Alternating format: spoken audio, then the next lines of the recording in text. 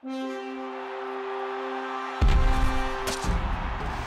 your draft boards out, because here at Pro Football Weekly, we're going to help you with your fantasy football draft. Fantasy expert Mike Wilkening here to talk about some wide receivers that you may want to avoid drafting early, because some of these guys are getting overdrafted. We call them the bus. Starting in Tampa Bay, Vincent Jackson.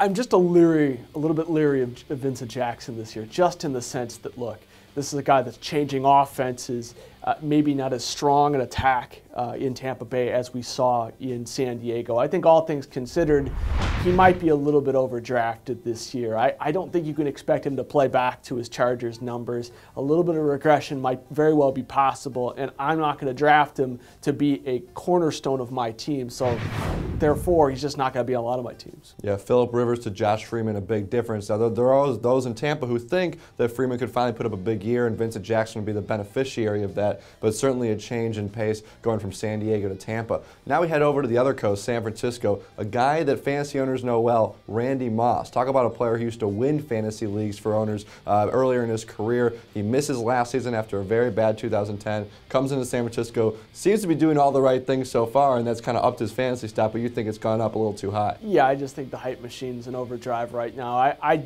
am not going to have him probably on any teams because he's going to be drafted before I would take him. And again, he's a guy that could pan out very easily. He's got all the talent in the world. He's a very smart football player. Look, the year off might have helped him. There's any number of ways you can look at in terms of making the case to draft him, but I just am not buying it. He was out of football last year in 2010. He played with 3 different teams, really had little impact whatsoever. I don't know what he has left, and I'm not going to take him as a 4th receiver, kind of hoping and wishing that he's going to be that type of guy that he was earlier in his career. Now, somebody is going to take him, and if he does pan out, then shame on me, but to me, I'm just not going to take that chance. Still some questions about how those wide receivers shake out in San Francisco. They had Mario Manningham, rookie A.J. Jenkins, still have Michael Crabtree, Vernon Davis, so a lot of targets there for Alex Smith. Our last wide receiver bust, the top rookie receiver, the first rookie drafted, as Justin Blackmon heading into a really shaky passing game in Jacksonville. Yeah, I think the passing game is a key here.